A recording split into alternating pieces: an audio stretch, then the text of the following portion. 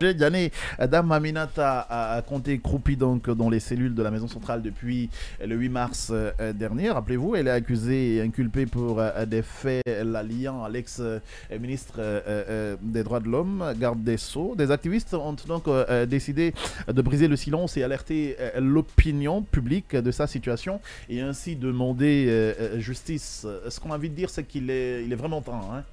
Oui, il est vraiment temps de penser à la situation de cette jeune dame journaliste qui depuis est incarcérée à la maison centrale ici, donc pour des faits présumés d'atteinte à la dignité, et donc à la dignité d'une personne avec qui elle entretiendrait donc des relations ici. On ne sait pas les circonstances. D'ailleurs, bon, on sait déjà, parce que le juge, lui, l'a dit, le motif qui a été dit, c'était de dire aujourd'hui que c'est une manière de mettre la jeune fille en sécurité. Parce que quand vous regardez les dispositions donc, des articles 235 et, n'est-ce pas, combiné avec les dispositions des articles préliminaires du code de procédure pénale ici, les conditions de détention sont déterminées entre autres ici. J'étais revenu ici largement sur cette question ici.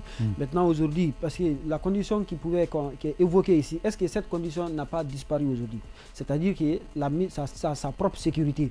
Est-ce que les faits, les troubles aujourd'hui qu'elle aurait causé donc à l'ordre public ici n'ont pas disparu? C'est la question qu'on peut se poser juridiquement. Pour mais dire elle a causé quoi à l'ordre public? Oui, on a pour qu'elle soit détenue, les autres conditions n'étaient pas remplies. Mais pour des raisons de sécurité personnelle ici, parce qu'on peut mettre aussi une personne qu'on appelle en isolement pour sa propre sécurité. Lorsque la personne a commis une infraction ici, on le met en sécurité pour la mettre à l'abri, n'est-ce pas, de toute attaque extérieure ici. Donc, dans son intérêt ici.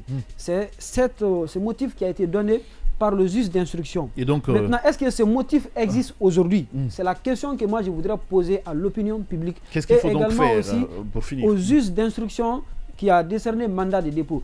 Et fondamentalement, ou disons si on se réfère aux faits, moi je pense aujourd'hui que les indices même de cette infraction n'existent plus. Parce que la toile est devenue calme, personne n'entend parler de cela. Et personne, on ne connaît pas pratiquement cette dame, on ne sait même pas où elle est habitée ici, on ne sait pas aujourd'hui quelles sont les menaces qu'elle est en train de subir, de la part de qui aujourd'hui, parce qu'on sait que c'est une affaire personnelle entre un individu et peut-être avec qui, n'est-ce pas, elle avait entretenu cette relation ici. Est-ce que c'est Charles lui-même qui va se décider à aller attenter à la vie de la personne ici? Je ne pense pas, Charles n'est pas quand même ce monstre qui peut... Merci Diané, je n'ai plus qu'une minute, je vais écouter Simon Pierre aussi. Alors rapidement, elle est mise en cause pour des faits d'avoir mis des données à caractère personnel sur la place publique et puis pour des faits d'avortement. Et même son médecin également était dans les mêmes circonstances. L'autre chose, la question de sécurité, pour sa propre sécurité, il faut balayer ça d'un réveil de main.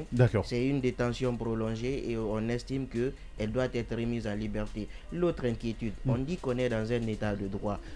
La personne, Charles, je parle de Charles parce que je ne parle pas que de la dame. Charles, dans le même audio, a dit que viens dans mon département, je peux mettre ton nom. Dans le même audio, il dit je veux que tu quittes là-bas pour la fonction publique, je peux faire mieux.